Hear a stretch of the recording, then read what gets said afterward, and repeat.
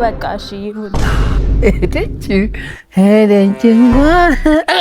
ሰላም ነው እንዴ? ምን እየተደበክ ነው? ደህና ነኝ። ምንድነው? ኧረ በስመ አብ ምን ሆነክ ነው? እና ምንድነው የምትደበቀው? አንተም ህይወት ነው የደበቀኝ። ደግሞ ምንድነው የያዝከው? አማለ ልጄና ለባለቤቴ ገዝቼ እንዛለም። እንዴት አባቱ ነው የሚያማምረው! በእናትህ ያምራል። አዎ። ኧረ በስመ አብ እነዚህ ሁላ! አዎ። ለባለቤት እዛ ልትልክ? አዎ። ኧረ በስመ አብ ገና ከምትልክማ እኔ ይሄኛውን ልውሰድ። ትወስዳለሽ? አዎ ያምራል፣ ሁሉም ያምራል። ትወስዳለሽ? አምጣው። ይሄ? አዎ ለልጄም አምጣ። ይሄ?